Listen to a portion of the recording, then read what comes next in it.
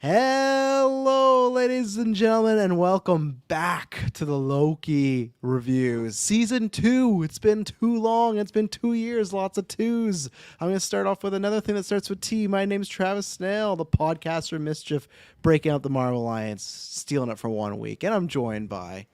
I'm 4 weeks, Kirkland Patzer. I'm the Marcaster, no must. I am Skin, Taylor Field. Also, what was in Taylor's bio when he used to be on Plenty of Fish? Just skin, question mark? And that's how I met Madison. Skin looking for skin. Yeah. Do you like skin? I got it. But yes, we're back. We're talking about Loki, talking about the MCU. As usual, we're gonna give our just non-spoiler thoughts of what we thought of the episode. Probably just very brief because we know most people are watching it. But just in case, maybe you don't. Maybe you're some of our, because hell, our second biggest markets in England and British. So maybe you're not seeing this till, you know what? You don't need to laugh. You don't need to laugh. Maybe it's not till you're seeing it the next morning. I don't know. But by chance, we'll give our non-spoilers thoughts. If you like what we do here, head down links below for everything you need to know. You can support us by subscribing to video, audio feeds, dropping reviews. We really appreciate that. And if you really want to help us, head over to Patreon. You get exclusive episodes there, ad-free episodes, early episodes. This Saturday at 12:30 p.m. is our afternoon after 9. We're going to be hanging out. We get to do a little announcement, too, of something fun we're going to be doing with the patrons and some other people for the Extra Life charity stream, which is the biggest thing to look out for. November 4th. Gotta get used to it. I keep accidentally saying November 24th, but you know, it's just because, you know, 24-hour stream for stuff like that. But yes, 10 a.m. PST to November 5th, 10 a.m. PST. We're going to be going 24 hours. We're trying to raise $2,500 towards BC Children's Hospital. Everything you donate is tax deductible. Soon, Taylor, by next week, is going to have a shirt that you can buy, a themed one, that all the proceeds will go there as well. Lots of fun events. And speaking of events, last year, you know, historic moment, got to give it to Kirkland. You know, he has a lot of luck on his side. But, you know, he got to put together the Gauntlet main title and the sports title. And I'm very happy for him. You know, Gauntlet's over and everything like that, and I'm very happy that he had the sports title, because it's something that like he got to talk about and show all his friends, like, oh look, you know, like I'm not good at sports in real life and everything. Oh. And that's where it comes down to, because I had a little idea. And Kirk, you know what these are? Those look like balloons, perhaps, some party balloons. They're actually dodgeballs, and Dodgeballs. Yes, I want to challenge your skinny little ass, as James Franco would say in Spider-Man 3, to a dodgeball contest where all of us are going to be in there. But, you know, I consider you a sports champion. I thought, it'd be good. You can lead a team to loss, and we'll make it all random. No drafts. We don't hurt anyone's feelings. But I think that'd be a fun thing to do for the 24-hour stream. A nice little game of dodgeball in the old front yard. You know, I'll take you up on that challenge. I might be skinny, but I think that'll help me in dodgeball. I'll be like Smaller hurt box on that. Yeah, exactly. So I'll be dodging all the balls. The twist is you get no teammates. It's just me and everybody else, you know. But just no, the worst day of my life. Inflated, or are they deflated? They will be inflated. They came. Yeah, those don't look deflated. regulation. Yeah. I was an idiot. I thought they'd be inflated. Then when Amazon delivered them, I was like, "Oh, these are deflated, right?" But You grabbed no a way. delivery Probably driver. be a What the lot fuck more is this? if they were Yeah. inflated, so probably good Yeah. for you. But yes, that's going to be happening in my front yard. We have to go set that up. But yes, there's going to be a dodgeball. It's going to be us. Some of our significant others going to be joining there. Kyle Smith's going to be making his GeekVerse return November 4th. I'm like, let's save you the stream. Let's save you the stream. Hoping to get a few other people, so that's going to be good. Head over. Link is down below for everything you need to know. Dill Muss, what did you think of Loki? Episode 1, Season 2. Start off, you know, it's been a rocky year. We got Ant-Man, Secret Invasion, Guardians of the Galaxy, though. So this is the 4th project in Phase 5. Is this so far in the Guardians category? Is it in the Secret Invasion category? Is it in the middle? Where is it seeping right now? Where is it seeping? What a way to describe it. Yeah, I mean, I guess a little background. I feel like this snuck up on me. You know, I look at our calendar all the time, and I know the episodes are coming, and even on side quests, I'm like, oh yeah, Loki's coming out soon, showing all that stuff. But it still kind of snuck up on me, and I think in the back of my head, I was wanting to do another watch through of the first season, because it's been a minute, and I forgot some details, but I didn't really make time for that. But I feel like there's a good enough recap that I feel like, oh yeah, okay, I remember these things. There's a couple of core things. I'm like, oh, I totally blanked on that. But yeah, going into this, you know, very but had a lot of question marks in terms of, okay, what are they going to do with Majors? Is that going to be like some weird edit thing where they take him out of this? But I feel like the first shot of this show is a big Jonathan Majors head, so I don't think they're going to go that route. Yeah, I think right now I liked it. I think it was a decent start. I don't know if it grabbed me in a huge way necessarily. Of course, I'm still going to be here for this wild ride. There was some fun stuff in here. I liked the cinematography. I think that's what stood out to me, as well as the music. I felt was fantastic in here. Yes. Some of the writing felt a little too try hard for me. I think of some of the comedic bits they were going for, and that was one of my worries going into the show. Is like, okay, new showrunners, new writers. Like, okay, I kind of liked what we had with season 1. Don't want to, try something new. But I think I'll be okay with it in the long run. But I guess just some of the attempts at comedy didn't work for me so much. But then maybe in the second half of the episode, kind of the other newer character we introduced to really worked for me. So I guess I'm kind of floating neutral positive. I liked it enough, but I think it'll only go up from here for me. That's the vibe I have, where I feel like with some of these other shows, it tends to like go the opposite way recently. I think this one's gonna, if only, go up, and then always the end of these shows happens too quickly and is rushed. So hopefully it can stick the landing too. But I'm guessing that next week I'll be even more positive. There you go, Mr. Patzer. Yeah, I like Dylan. I was also kind of surprised about this one. I feel like just because I wasn't on the Ahsoka reviews, it just felt like so long since we were doing like a review like this. And then I was on SideQuest this week, and Dylan mentioned see you on Thursday for Loki. I'm like, what? That's happening already? It's October, so super nice, positive surprise, because I feel like when I'm just looking forward to the show, it just feels so long, like so further. Wow, that's easy for me to say. It feels so far away. Speaking is hard, Speaking Happens to is me hard all the time. sometimes. Really hard. Yeah. But no, here we are, and it's not midnight right now, so I got a little bit more energy. I like these prime time 6 p.m. releases for the Pacific Standard Time, which is always nice. But getting into the show, I really like this first episode. I think I was pretty like low expectations just because of like knowing of like the showrunner switch up and some writing change ups. I just tried to like dull myself going into it, not just expecting like the quality of the first season was, but I think I was pleasantly surprised here. I think in the first half of the episode, I'm kind of with Dylan. I feel like a lot of the comedy things that they were going for, it was like, it seemed forced. It seemed like I could see the play. Like, I know what they're doing here, not working for me. But once we met our new character, I was totally on board. I was laughing at various parts. I feel like just having like Tom Hiddleston and Owen Wilson back together again, and then obviously with our new piece of the puzzle on there, it's just like, man, this is a fun crew. I'm really looking forward to just what they do. Of course, for like the rest of the season plot wise, but also just having these characters back again. It's a fun time. Pardon me. It's a fun time. So yeah, He's time spinning or whatever the fuck, time shifting, Yeah. whatever that thing's Does it called. look as bad as it Splitting. feels on this end? Yeah. But yeah, That's no, fine. I'm pretty damn positive on this. I don't know if I'd give it the full 2 thumbs, X-Men 97 ratings, but it's probably like a big thumb up for me on Nice. episode 1. X-Men 97 retro every week. Next Monday, check it out. Start of season 2. Taylor Field.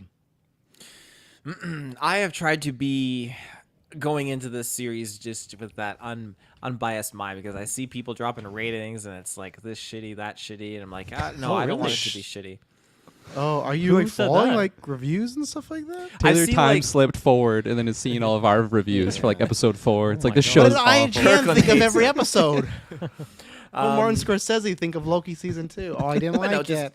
just like around like the 5 mark, so it's still a pass, but like lows. And I thought, well, I'm just gonna. Where are you seeing I'm- this 5 from? IGN. Ah, yeah. Oh, you bastard. God damn. Taylor's So I'm touchstone trying- for every rating or review It is, ever. it is. It's IGN. I'm loyal. Got my top fan badge. So when I'm watching the show, I am very much engaged and very much just enjoying what's happening. I think it was bewildering and. Well, I can't say that because that's a spoiler, but it was captivating enough.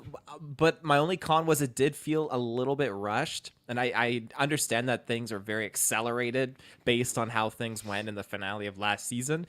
But I didn't need it to be as rushed as it was. But I don't know, maybe watching it again, I'd probably feel different about it. But just the first viewing of it, I definitely felt like things were expedited in a way that didn't feel comfortable for me. And maybe that's a good thing. Maybe they were trying to go for that hook to kind of bring people in and be like, hey, everything is just utter chaos. So we just really want to get you guys engaged in this story that we're running with. And I'm sure that'll work for some people. But I definitely think, though, that maybe like you, Dylan, this is only going to be up from here for me. That being said, there were some cool things that we got right away that I enjoyed. And I'm happy to see Mobius back. I'm on an Owen Wilson high right now because I just did Haunted Mansion, and I really like Owen Wilson in that. So now seeing him back here, like, Do you like it's the just- movie outside? I of like the Owen Wilson? movie. Okay. I like the Nice. movie. Yeah. What did so Owen IGN give Wilson. it? 10 out of 10? I'll get back to you on that. But yeah, I think just seeing our characters just slide back into these roles is really, really nice. And I kind of did wish that I did a season 1 rewatch before I viewed this. I'm kind of mad and kicking myself that I didn't, but Don't do that. He's just pissed Yeah. off the whole episode. Why didn't I watch the first season? Fuck. punching Just walls. Matt Skips the walks in room. recap too. He's like, oh, I don't want to spoil myself for the rewatch. Yeah. He's ripping his own stuff down this time. You should have rewatched the show. No, he's ripping down Madison stuff. Yeah, into the her. baby's room. Ripping his own skin off. Because of you, I didn't have time to rewatch. You done, Taylor? Yeah. Cool. Yeah, I liked the episode. I feel like this is a classic objective episode where there's not as much character and story stuff as I would like, but it's also the premiere just to set things in motion, answer a few questions that we had last season, which I'm like a little actually disappointed by, not in a massive thing, but I thought, oh, okay, that was the reveal, and I think it was more exciting the other way around, but that's okay. I understand why they do it. I would agree about some of the comedy. I think for me, I don't know if it was stage play. For me, it just felt like they had Owen Wilson and Tom Hiddleston trying to riff with each other and trying just to like make it up on the spot sometimes, like, oh, let's improv here. And there's just even some things Hiddleston was doing as Loki where it's like, I've never seen Loki even act. Like he literally like does like finger drums on a desk at one point. I was like, oh, like, I don't know. That's just a little odd, but they're just last season he was dancing and doing a bunch of stuff. So this is a new Loki. So I'll agree that the comedy it wasn't hidden 100%, and that's fine. I'm not watching Loki for comedy. They could probably take most of it out, and I'd be fine. So like I said, pretty much an objective episode. It's you got to do this to figure out this thing to get this box to move forward. You know, it's a saw trap, but Loki and not well, I guess there's some body torture going on, but there's not much you're learning in this episode. It's just kind of getting the pieces back together. Now I hope that I'm confident with how it ended that we're going to go right into more characters, story. I'm not saying you can't have a comic booky, you got to solve X, Y, and Z and there's an action scene. No, I'm not saying not with all of it, but just majority of this episode was that. And as usual with these shows, there are only 6 episodes, so it's already one episode down, and that's always I go worry like, oh, okay, there's 5 left. How much time do we got? Luckily, Loki last season was great, but again, it is a new team, so we'll see. I agree, Dylan, Natalie Holt, not Nicholas Holt, Natalie Holt. Fantastic. I was kind of disappointed, minor spoilers, that the end credits didn't have the Loki green theme that like da na na na, like that was such a hype thing that kept me up at midnight. So hopefully that gets brought back. There was hints of it in the episode, but yeah. And Tom Hiddleston just continues, like I said, maybe comedy wise on the greatest, but the dramatic beat, some of the exposition continues to be great. Ke Quan is fantastic in here. I always like Owen Wilson. So yeah, I'm intrigued. I'm trying to think about episode 1. I guess episode 1 of Loki season 1 was like a lot of setup as well, but that also had like a top tier MCU moment where this didn't have anything like that in here. So I think it's a good start, but let's ask me next week, or at the end of this episode once we talk about. So anything else to mention, non-spoiler, before we talk about some juice, some spewing? Let's spew. Okay. Let's spew all over the place. Let's spew. So we'll be right back after this ad break. And we're back. So I want to start at the beginning because obviously, My favorite classic place. Kirkland's Yes. favorite place. But the cliffhanger of season 1 was he gets back to the TVA, very Planet of the Apes ending where it's Kang, the statues, and people don't know who Loki is yet. And in this episode, it was explained it's because he's time. What was it? Slipping or splitting? What was the official term? Time slipping. Okay, thank you, everybody. I totally forgot. So what he's doing is he's going. Sometimes there's the present point where he's at, but he's going to the past and to the future. It's breaking a little time travel rules that the MCU have set up, but they've literally said that everything's changed now because the end of the world's done. So they're just throwing out everything they did in Endgame, but that's fine. New phase. his new rules. So that's what the whole reveal was, because we kind of thought, at least when we reviewed it, I feel like that was the working theory that, okay, he's gone back and he's going to be with these people that he knows, but they don't know him. He's have to win their trust back. There's parts that I like and dislike. I like that we can just get back to the Mobius we know and love, but at the same time, I thought it was kind of just an easy, like, oh, well, literally 2 minutes later, he's back with our characters, like, Loki, where have you been? So I think I'm just kind of like unsure how I feel about it. I'm literally down the middle. I see pros and cons, but how do you guys feel about that being the reveal of that he wasn't sent back in time fully to stay there, that he's kind of time jumping? And it seems like now at the end of this episode, that's already done, that concept.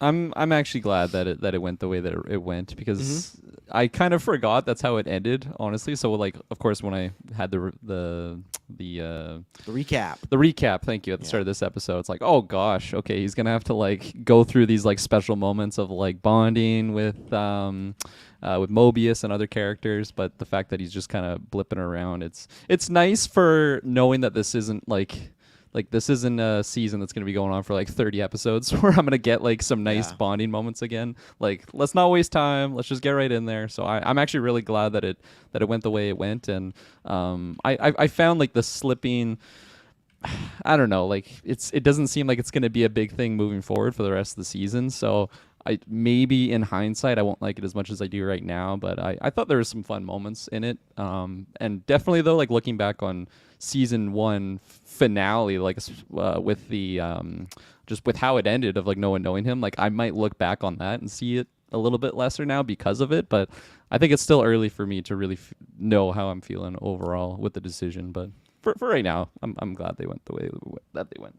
And what you said, I'm assuming that I think the splitting's done though, right? Because they pulled him out of that timeline branch. So I think unless he gets hit again, which I don't want that, I think he's clear and cured. Yeah, I still think we could get some of the fun randomness, the fun chaos in that when they're I'm sure that Kei Kwan's character, which his name is Obi, I guess. Obi, that's Ouroboros. Shout out to Saw too. Obi, what the fuck's an Obi? As soon as he Obi. said that, I was just thinking about freaking Saw. That's my name. I still think because I assume he's going to build some sort of device or help calibrate some device that they can use to choose where they want to go, because we obviously know that they're going to go back in time to that weird like Nikola Tesla show that we saw in the trailer, whatever is going to go on there. But we can still have some randomness and weirdness where they go somewhere they didn't mean to, or they go to a time that they meant to, but they end up somewhere slightly different. So I think there can still be those changes of the craziness, but I feel like that would be maybe somewhat tiring, and that would work better for like a Saturday morning cartoon sort of thing where you have 20 episodes and every episode you're teleported to some new place. But since we have 6 episodes, I think we need to kind of be more intentional with the plot, and we can still have some of that chaos, but then still have those moments where they're intentionally going to some place to accomplish a goal, which right now is go find Sylvie is the kind of next setup we have. Like if this was Marvel Netflix, you'd definitely have 3 to 4 episodes of him still time splitting and doing all that. So that's where, you're definitely right, where we don't need all that. I could have took some hijinks, but like you said, there'd probably be some and everything. And that's where the character in the past will eventually meet. His name is Victor Timely. That's that Kang that has the hair and everything. So like you said at the beginning, Dylan, there's no editing majors out of this thing. And again, there's nothing been, there's still court day. That's still all being decided and everything, but there's no going around that. And also for anybody, if they didn't know, if they were curious, Feige said this was the first Marvel Productions thing that has never had any additional photography, so no reshoots. And sometimes but most of the time they actually make time to plan for reshoots. So first one ever, he said this was the story we want to tell. So if there was any theories out there like, oh, they reshot this, did this, if anything, they would cut something a scene, but I don't think they're gonna, because it is only 6, but his face is all over this and everything. So and that wouldn't have been something affected by strikes, right? Because that would have been way too it already done stuff like that. So that was a decision they had made early on. So that's good for them. Respect it. I'll say this because this is always a conversation like the CGI. I guess there's full CGI fest at the end. But I thought everything looked really good in this, and there was many moments where now I'm like, I don't know, my eyes always peeled in these MCU things of like, are they ever in a real place? And I feel like I got a lot of those vibes where I think they did a good job setting up this room. And of course, like, look out the window. Of course, that's going to be all some green screen thing. But thinking about OB's studio or that place they go in the end where the heart of the TVA is. Like I like all those sets. I think it looks great, and of course the first season had a very stylized look to it, and I think so far it's looking good as well. Of course, CGI fest at the end. It's going to be a weird CGI fest no matter what. Yeah. No, I agree with that. I think I always like the vibe of the TVA, so they got that kept. And I think majority there's no log trucks or anything, luckily so Yeah, far. no So it log all, trucks. yeah, and it kind of feels like similar like we talk about with video games, right? Where there's like a lot of assets that are still left out, like the constructs there. Some of the like whatever that. The branches, I guess, of reality or the time and stuff. That's stuff from last season. So that's kind of a good thing too, where there's a few things they've already kind of worked the kinks out on. So Definitely. yeah. Taylor, any thoughts on the time splitting, or where were you on? Or were you happy it was just this that he wasn't actually back in the past, etc.? It definitely denotes the finale of last season for me a little bit, because I got really excited when no one recognized him, and to me I didn't expect it to be the past that he went to. I really thought that this linear out of time frame of the TVA was obviously devoid of time, but that when Sylvie did kill that Kang, it totally flipped things around, and he was still able to retain his memories, but the present was completely different, and so that's how I took that. Yeah. And I would have preferred that. I think that would have been a lot more of an interesting kind of narrative, but that being said, I can get on board with what they did. As much as like I prefer the latter, we are where we are. So I think it was kind of still a cool concept where he was going like past, present, and future, but they definitely capped it off way too quick. I feel like the time slipping should have been a little bit more prominent, because I'm looking at it, I'm thinking, oh, this is cool. This is like across the Spider-Verse kind of a thing going on here, which is kind of neat. But I guess in a different sense, because he's not jumping between universes, he's time slipping. So he's going from up and back and forth, like up instead of sideways, I guess is the way it would be looked at. So Well, that was you cool.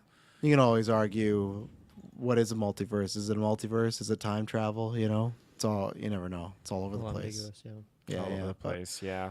Yeah. So yeah, there you go. That's that's where he is. Sounds like we're a little mixed and everything like that on that. But where should we go? Taylor, I'll let you lead us off. Where do you want to go next?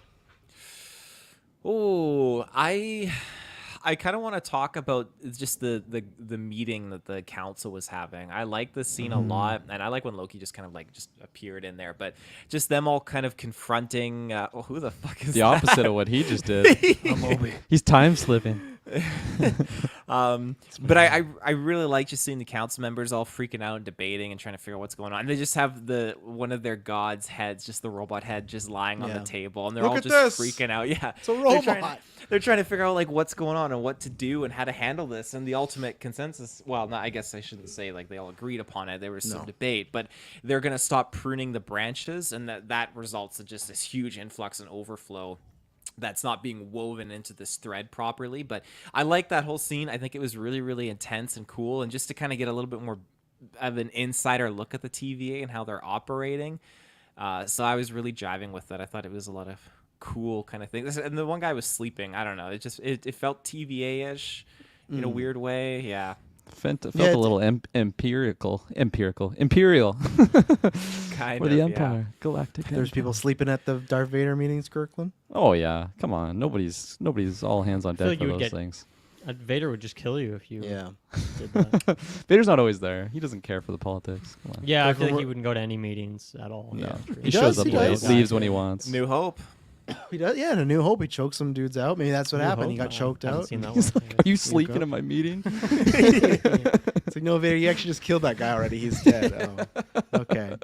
Yeah, I found it. I liked the switch where they're assuming from the events of last season that they should stop pruning, and then Loki gets back and immediately is like, maybe the guy was right. Like maybe there was a reason for it. So I kind of like that flip where they think they're doing the right thing, and Loki's. And again, it's still debate because Loki doesn't know for sure, and he's just saying that he made a lot of sense, and that was one of the strong points last season of Sylvie and him having different, opinions. But same thing, they might have different opinions because now they're all learning that they had lives and their mind wipe and stuff. So So even if Loki's saying this thing, they might not necessarily, even our characters that are with him, agree with him, right? Because they might want to actually go do some stuff and live. So I like that dichotomy. The seed was good. I didn't remember these characters from last season, so I don't think they're there. Maybe they talk about council, so it just also felt weird that, Kang's dead, the fake aliens are dead. God, what's her name? Who's Ravonna. Was it Ravonna? Yeah, Ravona's dead. So it just feels like these are Renslayer. It's just like, oh, these are also the other really powerful Yeah, people. what we happened to didn't know Ravonna? about. Can you remind me what happened with her? The jig was up that she was helping Kang, so she bounced. That's what it was. She just pretty pieced much. out. Yeah, she was lying. Still So alive, though? she just jumped in a time thing, and that's where I'm not sure if it happened before or later when Loki made that discover, but we get to that later. So she was mentioned. We did hear her voice, but yeah, she just jumped in a time thing because I think that's when Mobius confronted her at the first time, like, "Oh, am I a variant?" Like the memories. I think she was like, "Okay, I'm not gonna, the jig's up. I gotta run." So The jig yeah, is like up. I like them meeting for the most part. You get that actress from Game of Thrones, which I always like and stuff. So The lady from Green Knight, right? yeah, Green Knight. Yeah, Yeah, she's and in The Witch. she's as in The well. Witch. Yeah, with the I raven. love that that's eating her actress. boob. Yeah, she's Yeah. always doing weird roles and always stuff with her boobs. So I don't think you're gonna Always get that in the Loki. boobs, yeah. Whip the Yeah, tit That's the out. finale. yeah. That's the finale. I don't think No, that's happening, but I was great really happy with actress. that. I was really happy with that scene because I feel like so many times in shows, a big moment will happen in like a finale season 1, and then start of season 2. Oh, like the new TVA people come in. It's like, yeah, we don't care what you're saying. We're gonna keep the pruning. It's just like Yeah. the same cycle. It's as if like nothing happened from the previous season. Whereas this feels like, wow, like there's actually internal debate Struggle. going on the TVA. Yeah, exactly. Struggle on like what they should do, and they're kind of tackling it in a intelligent way, which I feel like any antagonist in a show like this, especially like episode 1 following episode 1 of a season 2, it seems so repetitive of, oh yeah, well, we don't care Yeah. what's going on here, we're gonna continue on with our bad guy ways. So that was a nice surprise. It just made these other characters in this council intelligent to me. It seemed like there's not just black and white. Like it seems like there's something in the gray area that they have to figure out the best way to go about it. And yeah, I loved when Loki appeared and he still is like, yeah, maybe it's just such a tricky situation that they're in. So I really like that overall scene, and I also just love the layout of like the war room as they called it. I love when they're when Loki was flashing from that time to the past, and then when he did the reveal for the Kang statues, it was just They it's handled just that a really pretty cool. good. Because that's Yeah. like what the fuck? Like this was here the whole time. Oh yeah, no, exactly. It's like a Wizard of Yeah. Oz, right? The wizard behind the curtains situation. they're just like, who is this? They really have no reference point for who this man is, too. That's But true. yeah, we did, and we got that reveal too. Maybe we mentioned it or not, but Loki, when he went back in the past, all those statues and everything, that's the way the TVA used to look with Kang, and that's why it's all been covered up, the wall and everything. So like what Taylor's talking about, it wasn't an alternate reality. That was there at the beginning, but to hide stuff, everything's been covered up now. And so the mind's erased, yeah.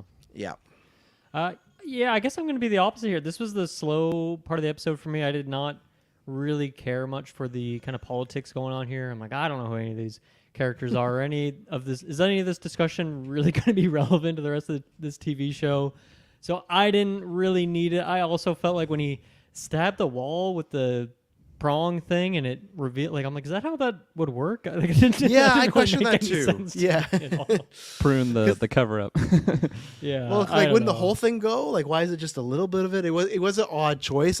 He could have maybe just took it and bashed, but also like he's also magic. Like, why didn't he just like whoosh, like use Magic like doesn't work in green- the TVA, man. Different rules.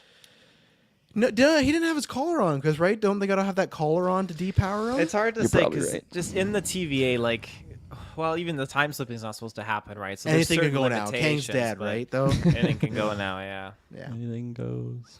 yeah. And Yeah, I then don't think I have much else to add on that sequence. It just really didn't do much for me in the grand scheme of things.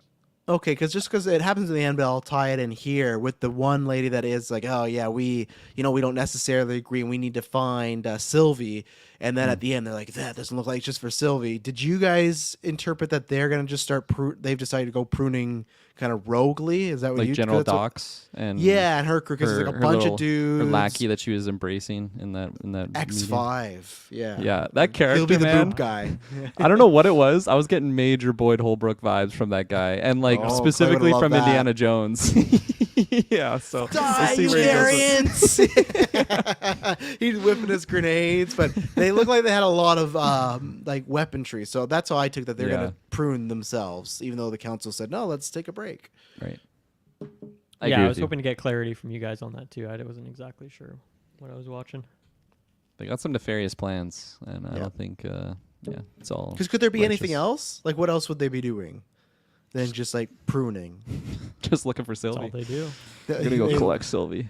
You could get some very, I know they would, it's too bold and they wouldn't do it, but you could just get some cool, weird dystopian stuff, like an alternate ending of like the first Avengers, where like Loki, the Stark Tower, everything like that, Avengers Tower, or like in Avengers Endgame, just like different things where the odd things are happening, creating new branches, and you just get like a whole like little mini army of the TVA troops coming into, like, you imagine the Endgame battle, Thanos and the Avengers, and then a TVA army just shows up, just That's like, nuking embarrassing. and pruning people. If all the Oh. Avengers and the Endgame army lose to the TVA, that's very embarrassing for our heroes and villains. I don't want Thanos But getting. if they set off one of those bombs, like there's nothing Yeah. you can do, right?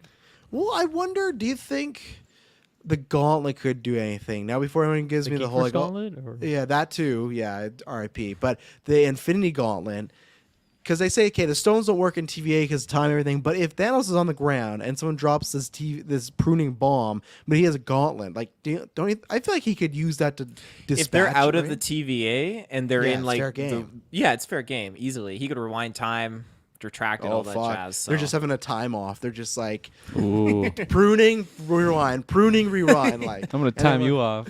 Yeah. And Doctor Strange is just fucking going. And he's like, I see 18 billion possibilities. We're never leaving. Or Tony just has to relive like the snap over and over, and he just gets fried. So I don't think we're getting anything you're getting, Taylor. I don't. yeah, think that's what we'll be if. seeing- That's a what if. Yeah, That's a what right if there. for sure. yeah. Maybe we'll get like Happy Saves Christmas in here. They'll give us that, but that's about it, you know. So. But okay, we'll see what they're up to next week. I was surprised that was like the big cliffhanger. We'll wait for it, but like I even felt like the end credits could have just been like the final scene. I enjoyed the scene, but whatever. We can just talk about it now because it ties in this. They say they're looking for Sylvie. Near the end, and there's others. We'll of course talk about we of course got to talk about Obi. We'll get there, but when we get the end credit, it's Sylvie getting back to 1982. She's at McDonald's. Like we said, those bad guys said we're gonna go find her. Loki also wants to find her because he was in the future, have flash forward, and saw that Sylvie was back at the TVA, likely helping them because she's like, oh, there you are. So it's like, well, what is Sylvie up to? But it looks like Sylvie we talk about with these variants, and we kind of got this impression in the finale that she just kind of wants to live, and she seems like she wants to get a job at McDonald's and just do everything and anything. So it'll be fun to pick up with her. Didn't get much here. Again, I don't think it needed to be an end credit. I actually think it could have served as a good ending, but yeah, I assume that we're going to meet up with her next episode. Maybe not in the first 5 minutes, but I think midway we should bump into her, and it will be interesting because I think she'll be pretty guarded, but it seems like now they've kind of shown that she's eventually going to come around and want to be on the team. I don't know if it's for a different reason. I don't know if she's going to regret killing Kang, but yeah, it was fun, cool little setting. Right. McDonald's. Because I guess that scene that we get with her and Loki is in the future, so that's how she's Yes. reacting to him. Yeah. Then, how far in the future do you guys think that scene? Like, is that a scene that we get later in the show? Like, even if they time skip, I think like, yes. a few months. I think Phase yes. No, I think in this show, because like the TVA, it seems like is about to just explode. Like everybody's just evacing in Yeah. that moment, and I don't know. I feel like we'll get to the point that maybe like the penultimate episode, that's what's going on there. But yeah, like So cause if that is the case, who's calling? Who's on the phone there? Well, yeah, who was on the phone, and also who pruned Loki? that's yeah. Well, I was gonna pruned say him- Loki he is the pruned one himself, on the right? phone. He Did didn't he prune get himself. No, No, because it he was got in hit the from back. behind. He didn't get Yeah. the Oh, stick. Yeah, I thought he stabbed himself like in the chest. No, he got hit from behind. It expanded from the chest. Yeah, he did like the rib. I'm pulling up Disney Plus right Yeah, now. do it. Yeah. Yeah. Get us copyrighted. No, I'm joking. On my own personal time. Let's watch the episode, everybody. No, I think he got from behind. I think the easy answer is just going to be him in the future, like because he'll realize this is the moment. So I'm going to say that happens in the finale. I think. Unless it was like as soon as you see Sylvie says, "There you are," and she stabs him from the front. It could be. No, we that. saw her hands. No, They were- we saw like also like the tip of the stick come through his back. There you go. That's good wordplay there. Yeah. So I think a Loki stabbed himself because, you know, you don't want two Lokis in the same place. And yeah, I think finale, if not finale, second last episode, penultimate episode, we'll get that there. Because I don't know if the finale is going to take place at the TVA. I do like the TVA. I'd be a little disappointed by that because like the finale last 2 years ago was at Kang's Castle. It's like, oh, this is fucking sick. We're TVA. But I guess maybe if it's like the end of the TVA, like let's say for some reason it's going to be destroyed, then maybe it's a fitting place to end the show, or because who knows if we get a season 3. We don't know that yet. So So what about the telephone? Who's on the phone? who is on the phone? Kevin, but like the bot from She-Hulk, like not Kevin Feige, like the robot Colin. No, I really don't know. I'm gonna just cop out and say it's just gonna be like some character within this show, like it would just be Mobius or a Kang, like I or Victor Timely. I don't think it's gonna be like Thor or like Anthony Dr. Mackie or Doctor Fuck. That's how we get introduced on a phone call. He just picks up and says Doom, and it's like, oh my god, played by Adam Driver. Doom will No- appear in the next Avengers. in the next 8 phases. Look out for him. I think someone from the show, someone that will be calling to give him a message or something like you're in danger, or maybe it's him from a past or future, right? It could be that too. He's where he has behind to you. call. He's behind you. Watch out. That's not Loki. That'd be funny if we got that scene from all these different angles, like we have with the Avengers 2012 battle at this point. Just That's seeing- that's each episode from now on. It's just playing that scene out from That a would be different cool. character. I'm in. Yeah. Yeah. What about you? You pose a question. You got any theories, Dylan? Who's phoning? No, I mean I hadn't thought about it until this very moment. Because I'm trying to think through some of the characters here. Like, why would Loki do that to distract himself? Like, it doesn't really seem to make any sense. Why would Sylvie do it? That doesn't really make sense either. I don't really know why anyone would try Seems and like be a Kang move. That's why. I yeah, think it could be intentionally Kang. distracting him in that Yeah. moment. Like, I don't know if he did get stabbed from behind, like you guys are saying. Like, I feel like why did he need to be standing in that spot for that to happen? Is that's where the other Loki was hiding behind some box over there, and that's why he had to get him over there, I guess. Or what if it Or is a distract him by situation? Sylvie, maybe.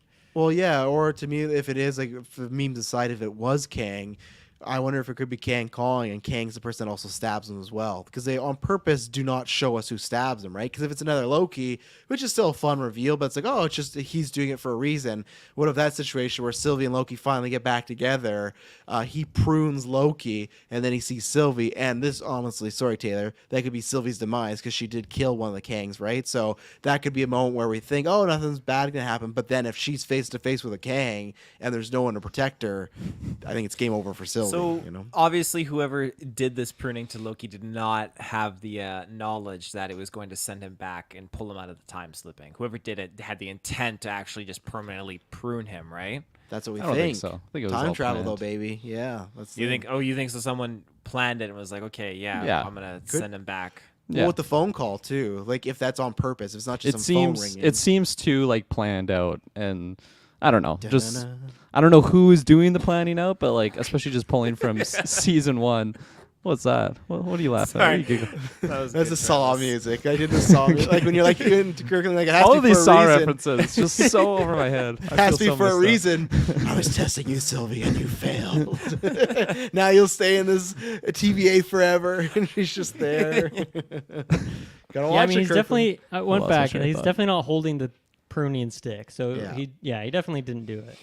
Who's It this does. guy? I mean, when I watched it again, I get that Dexter off the screen. Oh, young Dexter! I forgot about him. Fuck, man. Watching I it gotta again get- though, like he's lifting his arms like in like I don't know. I can see pain? why I mistakenly saw it Yeah. that way. it's not Anyway. clear, but it was like enough that I saw his chest. Like, okay, it looks like it's coming from that side, but And like if he did have the stick in his hand, I feel like him seeing Sylvie in that moment, he wouldn't have stabbed himself. He would have just been like totally just deer in the headlights. I don't know, like try and talk to her because it seems like that's like his main focus. When he was with the crew about to start the mission, like he was about to just run off with General Dox to go find Sylvie, but it's like no, like like you're gonna keep time slipping if we don't do this Yeah. right now. So for me, that just seemed like his number one priority. So yeah. I think it's I don't know who it is, but I think it's a positive a positive stabbing, like it is Oh, planned. you think it's a Paul? Oh, so you think it's I think so. Yeah. so no negatives on the other side. Because how else would he have been like cured of his time slipping? It was in the green in that moment. If he waited 30 more seconds, he wouldn't have. It wouldn't have worked. Mobius would have got just crisped, and then he would have been just kept time slipping permanently, like Obi laid out.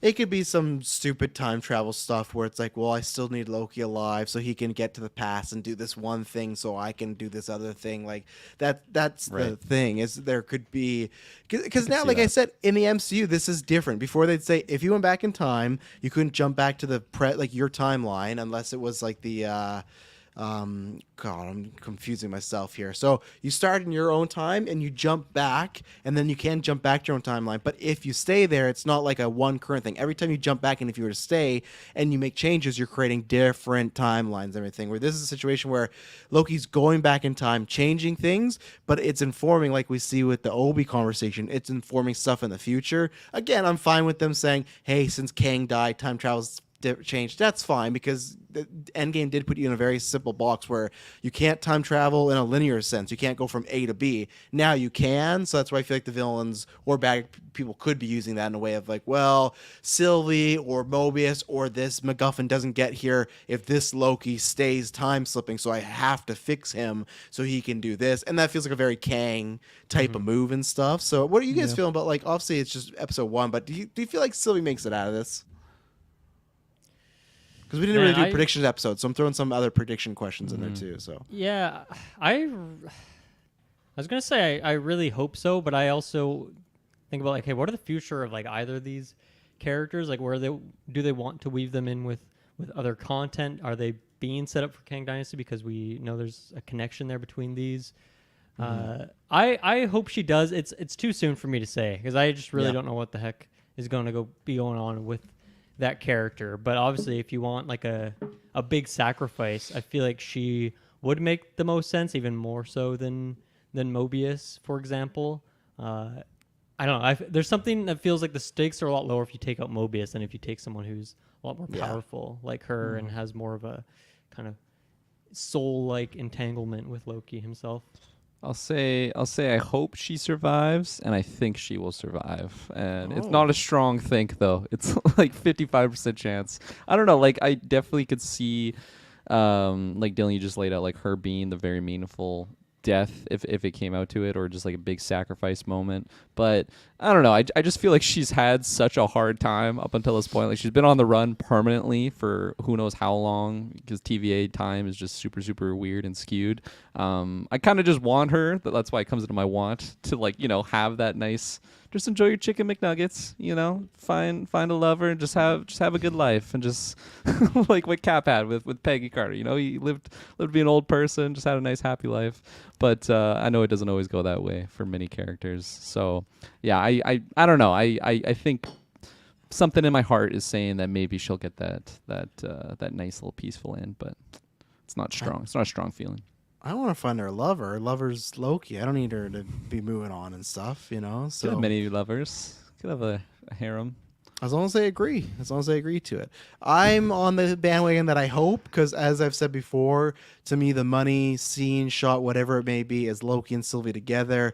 Loki meets up with Thor, and I just very much want to be in the room with the conversation of Loki explaining that his wife, girlfriend, whoever it is a version of himself, and Hemsworth having to act out that scene. Like, there is money to be made big time in a Secret Wars for just that interaction right there. Like, who is this? Well, it's Sylvie, but like her name's Loki. She's actually your sister as well. Like, there's so much gold there. I think she's dead though. Granted, if rumors start to pop up that there's a season 3, then I withhold the reason to kind of walk it back. But I'm kind of assuming it's just going to be season 2 because I feel like, I guess strikes and everything, and there've been a lot of writing changes, so maybe there will be a 3rd season. But I feel like this is really setting up to be a big direct setup to the next Kang appearance or Kang Dynasty, because they're already hitting hard of like there's millions of him and he's like like Loki literally called him the devil, you know. So I think this is more of a setup to Kang Dynasty. So I feel like she dies, and that gives Loki his great motivation to get out there, find his brother, and they can still have that interaction of him talking about it. I don't think it's as fun, but I think it'll be very similar of like Thor in Endgame, like, oh, my old flame Jane, and like they'll talk about it, but I don't think you'll have to see it. So I think Sylvie's a goner. I do feel like they could leave. I mean, obviously, there's going to be some sort of connection between this and the next Avengers movie. It might be very minimal, though. I feel like the possibility of a sequel could really come down to just like how the numbers do for this, because obviously the first season was a big deal. How is Ahsoka doing? Like, is that getting viewers in the way that we've been in a bit of a weird, maybe slight dry spell for Disney Plus stuff?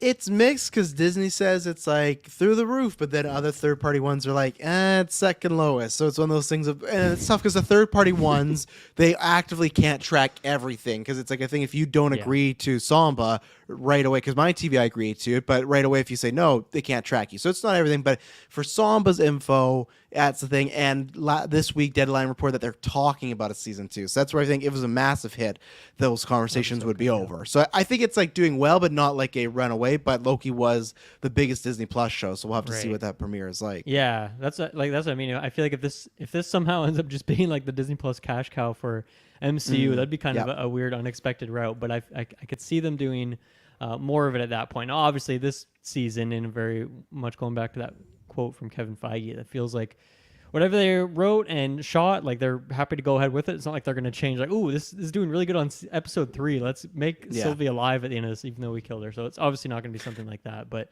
I just feel like this is the kind of weird, trippy show where you could still have a character death and that character could come back. Now, maybe we wouldn't want that. But if that's what the money is telling them and people really like Sylvie and, it's getting big traction online, then they could do something funky and weird and make it work. Or they could have just the show ending in a semi-ambiguous way, because we know that Kang as a villain is going to come back anyway in a couple of years, and that's not even written yet, I assume. Or if it's been written, it's probably going to get rewritten and changed. Yeah, it's definitely being rewritten. Yeah, and plus, if time's a bit more linear in their way, you can make it that somehow they go back and save Sylvie or something. So. Travis, that golden money-making scene that you laid out for just Thor, Loki, all these key moments. I just pictured this being the location. We lost my father here. Isn't it beautiful? Well, our father. It's Sylvie's dad too, right? So, it's just beautiful. That's where they get married. That they got to get married on that mountain. It's got to be the exact same quality too. It can't be any better. All the TVA looks better than that one shot from Thor Ragnarok of them on the clip going, doesn't it look beautiful? It's great. Let's take our second. Remember this place, my sons. Yeah, marry your sister here. All right, and yourself. Second ad break. We'll be right back. And we're back. Obi, talk about him. Obi. Great. Ki Kwan's great. There's no surprise there. I actually really enjoyed the scene where Loki goes back and he's telling him stuff, and that's how the memories are forming. I'm curious to see how much he's in there, because they are going to leave the TVA, so I'm curious to see, is it a couple episodes? But yeah, it's Ki Kwan is just, he can do no wrong. This guy is just, the second he's on screen, he's just a lightning bolt. He should have been with us for so many more years. I'm glad that he's like back, but he's great. And I'm excited to see more. The way you said that, it's like he died. And like, I went back in time to get him. When we were doing the Indiana Jones retro, I'm like, no, like I have to fix this, and that's how he won the Oscar and everything. Right. But he doesn't believe me, and there's a restraining order. Yeah, it makes sense. Yeah, but maybe he was just gathering his strength for all those years. He just was becoming like this top tier echelon actor. And then he won Oscar, right? So he just waited. He won every award that season. So he just waited and came in like a fucking dragon. But like a dragon. I think he's a kind of a fun play on this sort of character who has been isolated for hundreds of years. He's a bit of a crazy inventor type. You look in his office and there's just boxes and scraps and shit everywhere, and people are just firing down these memos, and he's fixing these random things. But I just love the way he hammers that too. He's so aggressive, but obviously he just nailed it and like fixed this thing in a few minutes. But I feel like oftentimes those kinds of characters are they're just completely wild mentally, right? They're just completely lost it over time. You can't have like a straight conversation with them. But I like that he was still all there, and he's still like, he responds instantly. He kind of knows what's going on, and he's gaining a lot of information, even though he hasn't talked to someone in hundreds of years at this point. He's still able to keep it together. So I'm glad we do that, because I feel like another show would have that kind of character, but you gotta like coax them out for a couple episodes to really get them back to a point where they can help you with the task that you actually want. But we can kind of just speed it along here. And yeah, humor wise, everything worked for me. He's just so charismatic, and he's just so fun and energetic.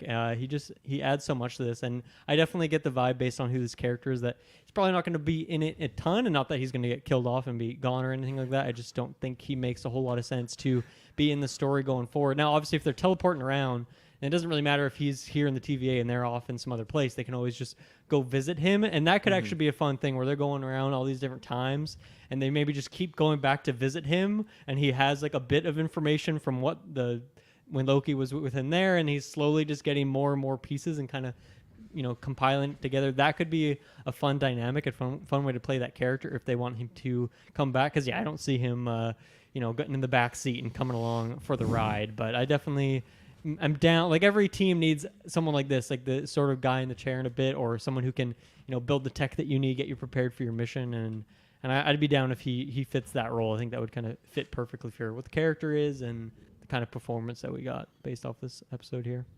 Mm-hmm. I really like the back and forth too of like, oh, it's been how many years? It's like 400, and then yeah, that's what I call him. I call him Obi. that stuff. Where's the other guys?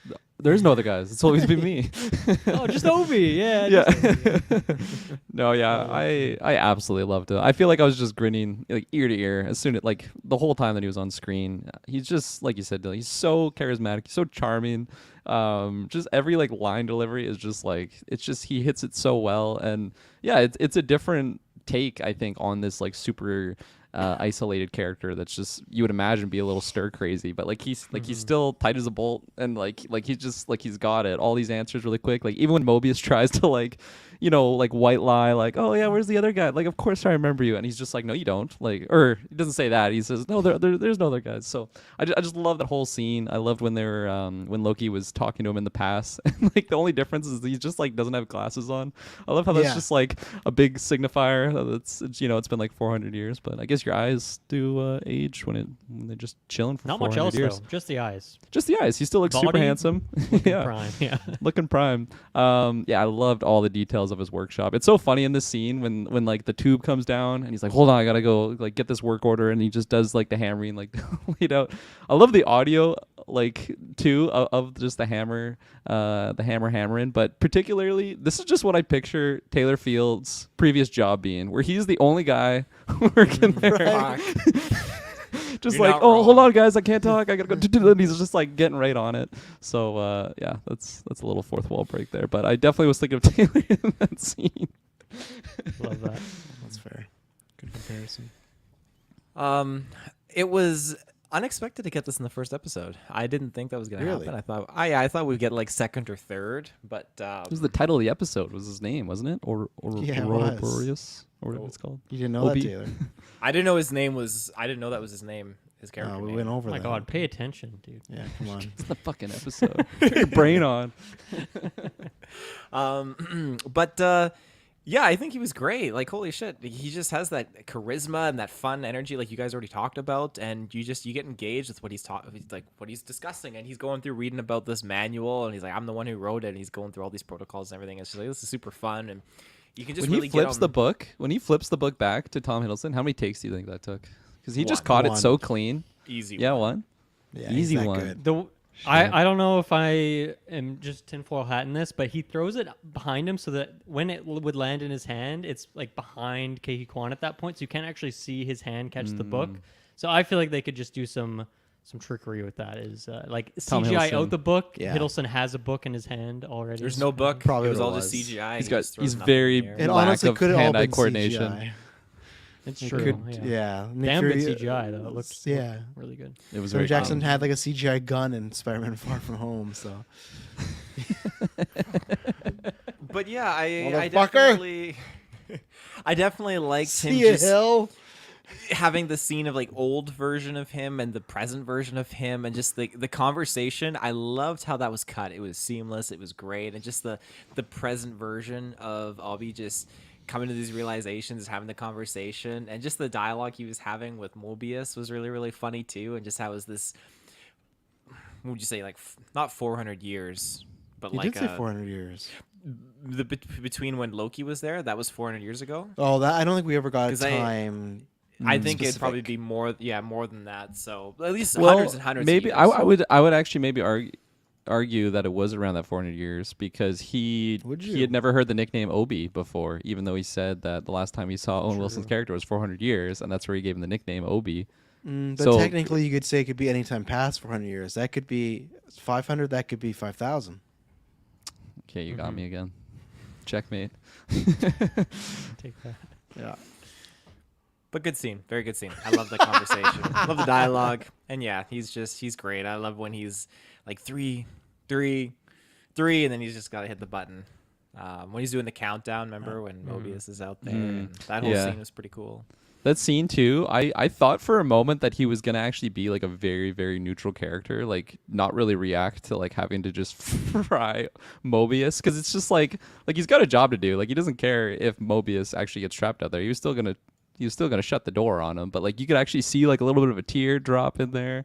It's like, wow, this guy's just feeling for Mobius, the last guy that he saw, which was 400 years ago. That de-aging suit was very cool, and I was just laughing at how humorous the fact was that you got to do this very dangerous task, and it's the most obnoxiously large, cumbersome suit, and then he gets out there and there's this fucking huge tube attached to the back, and then he's running back, and it's like, oh, these are He was not good running odds. back. He was not hoofing it. He's He running. was snailing it back to the door.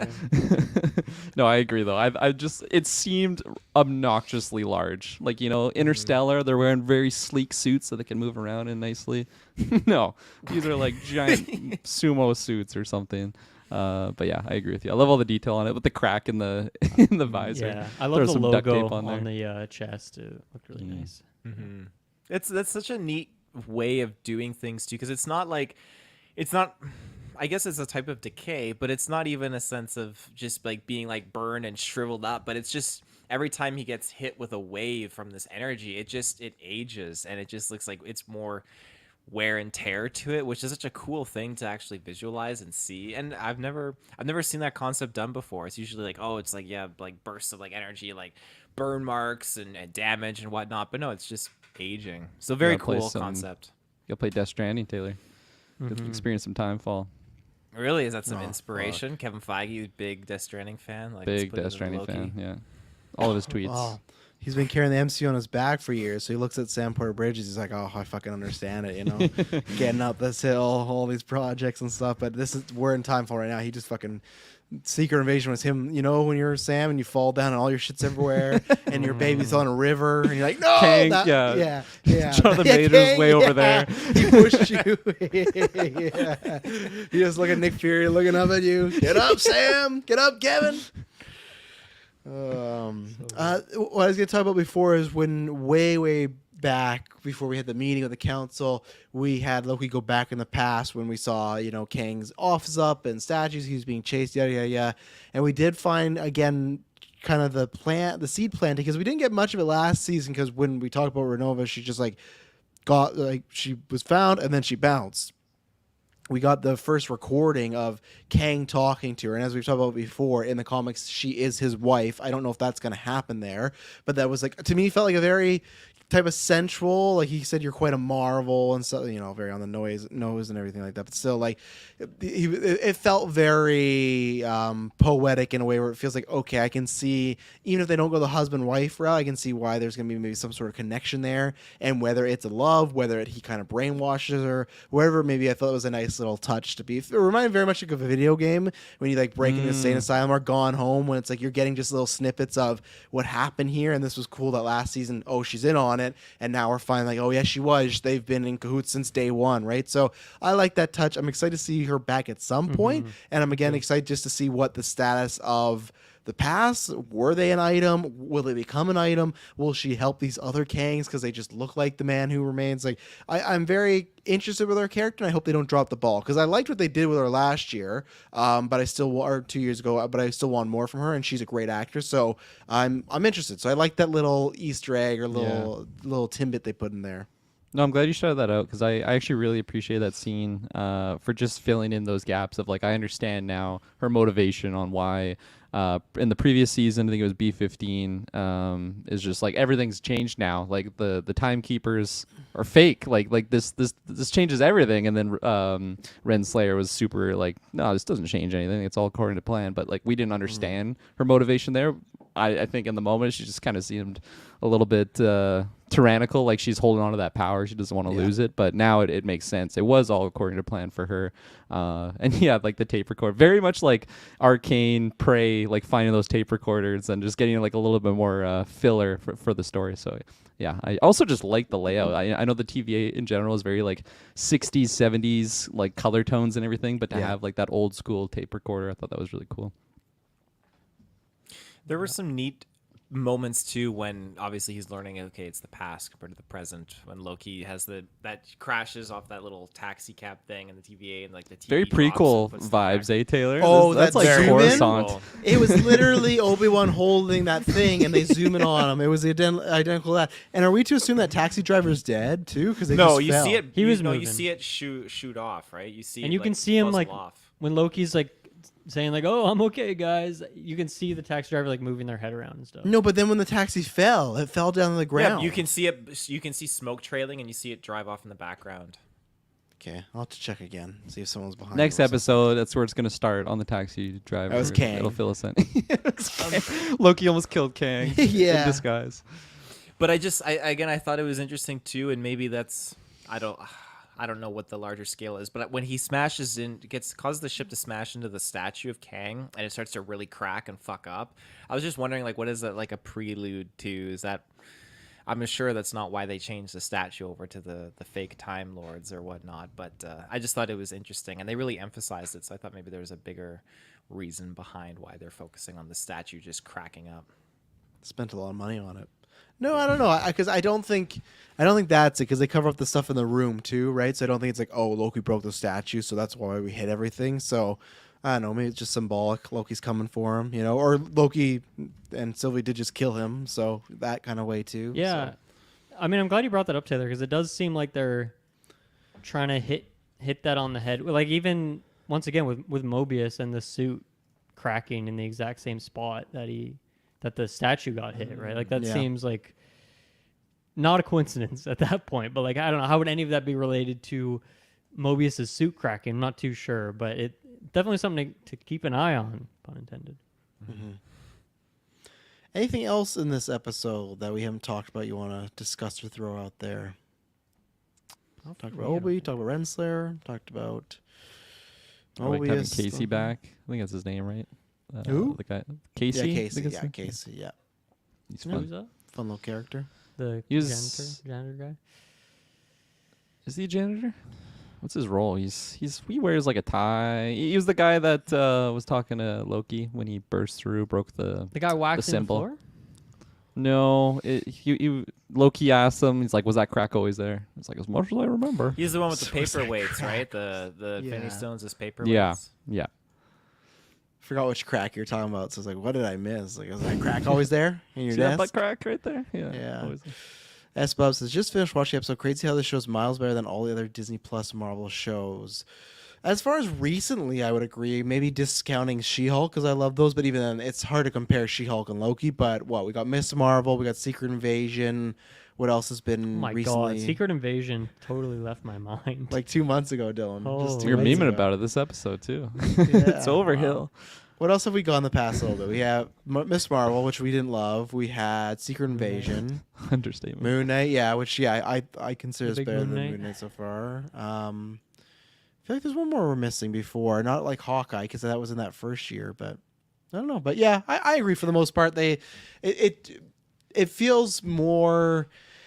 When I say cinematic, I feel like that feels bad because people are gonna be like, "Oh, well, it's supposed to be a TV show." I just mean it feels like MCU cooking good. It feels like the way the MCU should be. Now, Secret Invasion had those moments as well, but this year I feel like both Ant-Man and that's one thing I will actually say. It was, I don't know if it's the majors of it all. I don't know if there's been because of the delays with Loki. I don't know if it's because I didn't love Ant-Man and Wasp, but just from where I was in the finale, when you get those statues of Kang, be like, oh man, he's coming. And in Ant-Man, I loved Kang, thought it was great, even though some choices I didn't like, to getting back to this where I feel like, oh yeah, he's supposed to be a big threat again. And I don't know if it's not that I lost it, it's just like I was trying to get in the mindset of, right, this is our Thanos. And I think that's another thing, like the other shows haven't really been leading that way, or movies leading that way. So it's like, right, this is the guy that's going to be the next big bad, Kang Dynasty. So I think that's what I did like in this show. It did felt like, I don't primarily put this all on Tom Hiddleston's acting that made me feel like, okay, yeah, Kang is a big threat and he is coming. So I think that did help me as far as, again, Ant-Man and Wasp didn't love this year. So I guess you're going to inherently get that when you have a villain who has like takes many different forms and there's different versions of him, right? So it's going to be maybe harder to connect to him. I'm sure we're going to maybe solidify that, like who is the one Kang that we can really... I don't even know if they're going to get to that point though. Like maybe not. So it is. I can understand where you're coming from. I think I'm in the same boat, and that's partially because of just the quality of things lately, inconsistency. I feel like a big thing for myself is like if it was just season 1 to season 2 and we actually haven't met Kang yet, I feel like I would still be like, oh my gosh, like we're getting a little more snippets, like we're seeing tapestries, more just more stories about this guy, getting like the voice recording. Like this would just be such like a tasty buildup, and of course, you know, take all the real world stuff to the side of it. I just feel like my hype would be so much higher than what it already is, and maybe that's because I've already experienced him in Quantumania, and that's not meaning like, oh yeah, I experienced him, that's all I really need. Like I still thought he was great in that, but I just think that the anticipation, like that bubble kind of burst when I met him now. So now that we're actually still leading up to a big potential reveal in this season, it just seems a little bit lesser to myself. But who knows? Maybe next episode is going to be a big banger of just simmering for more Kang stuff, because I don't know. I definitely want to just want to see more of what he's all about, because I mean, all I really know about Kang is what we've seen so far in the MCU, and I know there's a lot more to him than that. Well, and to be fair, last time we saw him, he did lose, right, against like Ant-Man and the Crew, which is, I know it was like Kang the Conqueror, and there's other ones out there. Again, that's where I guess what's the new name for the Avengers? Ant-Man and the Crew. Ant-Man and the Crew, yeah. That's He's where the I am. Captain America. Yeah, we're rebranding. My book's a hot seller. That's kind of where I am, where I'm less interested. I don't like this route. I know, like, we can spoil it now. At the Ant-Man credits, more I've just had time to sit with it. The idea of, like, oh, there's these 3 main Kangs that are leading a council. Oh, yeah. I forgot about that, too. Yeah, I was more down for, like, okay, there can be other Kangs, but I definitely wanted there to be, like, just one big Kang. And I thought Kang the Conqueror, Ant-Man Kang would be that, but as of right now, he lost. He could come back. Like, we'll see, but it's just a thing of, you know, maybe we'll get it. Because, like, I don't... Jonathan Majors, whoever it is, I have less interest of millions of, like, CGI Kangs fighting the Avengers, right? Like, that doesn't interest me too much. I think there is a threat that poses there, but I don't know. We'll have to see. We're still early, and I think they're still figuring things out, so... Taylorfield, I asked you to do this because we've been busy. We have not had official predictions episode, so I want you to quickly hit us with, what did ChatGPT rate for Loki season 2? Because we usually do these predictions, but you know, I got to do it now. All right, so we got our title: Loki Nexus Unleashed. Okay. Sorry, quick question: is this because ChatGPT got like a new update recently? Is this the new and improved? It's not in there yet. But Loki season 1 came out in the time period that fits with what ChatGPT knows, so it is aware of what happened in season 1 and has built a sequel season but has not off seen of that. Ant-Man and the Wasp. No Ant-Man. Quantumania. Gotcha. No. So, season 2, the synopsis: after the events of Loki season 1 finale, where multiple variants of Loki were unleashed upon the multiverse and TVA was thrown into chaos, the second season picks up the story with even greater stakes, multiverse and turmoil. New power threatens to consume all reality. Loki, Sylvie, and Mobius must reunite and embark on a perilous journey to restore order to the chaos that they helped create. Episode 1, Chaos Unleashed. The season begins Very with generic title so Chaos far. that they unleashed. Yeah.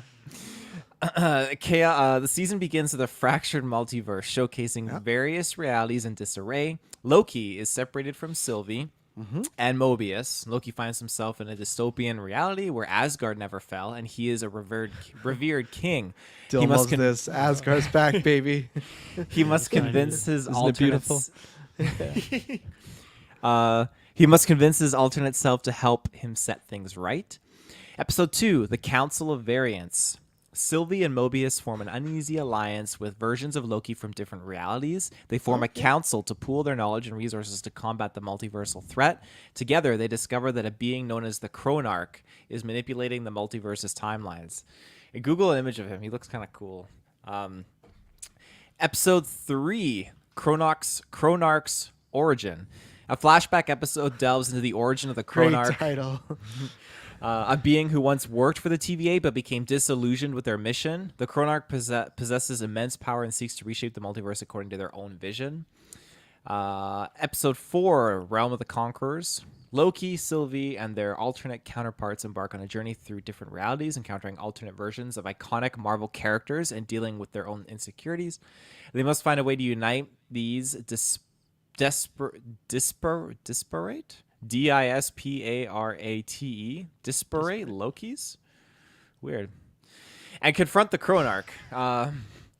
Very weird. Episode 5, The Nexus War. The Lokis launch an assault on the Chronarch's stronghold, a nexus point where they control the multiverse. A climactic battle ensues, with the Lokis facing off against the Chronarch's army of reality-altering minions. Loki, Sylvie, and Mobius must confront their own weaknesses to stop the Chronarch. Of course. Episode 6, Sacred Timeline Reborn. In the season finale, Loki and his allies confront the Chronarch and reveal their true identity. A former TVA agent who was erased from the timeline. The Chronarch's plan is to reset the multiverse to its original state, erasing all variance and free will. Loki and Sylvie must make their heartbreaking choice to stop the Chronarch and restore the multiverse, sacrificing their own happiness in the process. The season ends with the multiverse stabilized, but the consequences of their actions weigh heavily on Loki, Sylvie, and Mobius. As they part ways, each character must come to terms with their own identity and the choices they've made. Set the stage for future adventures in the Very expanding universe. Very safe season by Very, ChatGPT. Yeah, no And we risks. gotta post credits. Yeah, I'll say episode 1 was already better. So yeah, get us to the dimly lit room. The scene opens in a dimly lit chamber within the TVA. I should have known. Sorry. That's the update. That's the the update, yeah. It's a chamber We now. have chambers now. The room is filled with ancient, dusty tomes and scrolls. Nice, I'm into it. Holy Minas Tirith. That's where Gandalf was reading about the ring. He's reading about Kang. He's like, there's a new threat, Frodo. We gotta go back. Gotta go back to Middle Earth. A mysterious figure shrouded in a cloak stands in front of a massive, ornate mirror. It's Gandalf. Also, next ChatGPT, we gotta do a Lord of the Rings with Avengers. Remember how we did that with Harry Potter? and Lord of the Oh, Rings? I'd love to see we that. gotta do that. Look out soon, patrons. Narrator voiceover. In the aftermath of the Nexus War, the multiverse was restored, but its secrets remain hidden. The cloaked figure reaches out and touches the mirror's surface. The mirror begins to ripple, revealing glimpses of various alternate realities. Oh, I just feel like this could be sexualized or something like that. Oh, Look at that crack. Yeah, it's Dylan from the GV fanfic. Dylan, did you ever listen to that episode? oh, I don't think I did. I gotta write it down, find it. I suppose we'll put in the best of it at the end of the year. But oh yeah, your character from the fanfic was wild. So, anyways, continue. Narrator voiceover. But some seek knowledge beyond the confines of time and space. The cloak figure pulls out a device resembling the TemPad, but with unique modifications. They activate it, and a holographic display of a complex map appears showing the branching pathways of the multiverse. It's the and map with- to Luke Skywalker. What the fuck? And with the right tools, they can navigate the vast expanse of reality itself. The figure's gloved hand hovers over a specific branch on the map, and the map zooms in to reveal a particular reality. In one particular realm, a familiar presence awaits discovery. The camera zooms in on a specific point within that reality, revealing a silhouette that resembles a variant of a well-known character. The game... Who? I can ask He's it to well known, elaborate. Travis. He's well known. You should have saw Taylor got in a big fight with ChatGPT the other day with the Ahsoka did. finale. It gave him the whole dimly lit character, and it's like, oh, that's up for you to decide. And Taylor's like, no, you tell me. It's like, oh, we can't tell you that. And eventually they got there. But so we don't know who the voice is, and we don't know who the well-known character is. Well, I got into another fight, and I made it answer. So Okay. Yeah. The game of destinies continues and new players are emerging. The cloak figure steps back from the mirror, their intent clear, to explore the multiverse and uncover its hidden truths. As the scene fades to black, the ominous sound of a clock ticking can be heard, signifying that time and the multiverse are far from settled. Please tell me who the cloaked figure is in the post-credit scene. Yada yada. Please reveal who this cloaked character is. Who is the cloaked Marvel character? Who is the cloaked Marvel character you alluded to in the post-credits? Pick a Marvel character and tell me that is the cloaked character in the post-credit scene. Finally, I got there. Certainly. Let's assign a Marvel character to the cloaked figure in the post-credit scene. The cloaked character in the post-credit scene is none other than Kang the Conqueror. Jesus. How hard? Why'd you have to ask it 5 times? It was a fucking fight. Oh my god. And like I'm Wasn't afraid to it was ask. supposed to be a variant of a popular character, so it's just another Kang the Conqueror? No, we don't know who the variant is. We know the person talking was Kang. Did you find out who the variant was, Taylor? I'm gonna find out now. Ask, yeah. We would know them. It's a still gonna be very Kang. obvious shape. Yeah, no, ChatGPT's going against Taylor nowadays, but yeah, no, It's if one you of the like- lesser ones. Overworked, I didn't like that one. underpaid. Yeah, exactly. Yeah, we'll be back every week for the next 5 weeks. We've not figured out. We have to talk about this in a meeting what we're going to do for the finale because it's the same night as the Marvels. I'm really hoping they decide to do like a day or two early or something because literally if Double this feature, is at baby. 6 I'm into it. I'd be down. I don't know how we logistically pull that off of seeing that and stuff. And Kirk It's gonna be like a Barbie Oppenheimer event again. Where Yeah, I'd be down. pick We up can figure Travis out. and we get lost. Yeah, I won't ask for a ride. I'll go see it this time. But yeah, we'll figure that out. Taylor, you got an answer there? I do have an answer. Interesting. Okay. The silhouette that variant? resembles a variant of a well-known character in the post-credit scene is Captain Carter, an alternate version of Oh. Captain America from the Marvel Cinematic Universe. Kang's Yeah. like my next wife. Renslayer's dead. I need this variant right here. Well, we will be back next week for episode 2 with Loki. Thank you very much for tuning in, watching, listening. And when you hear from us next, it'll not be boring. Bye.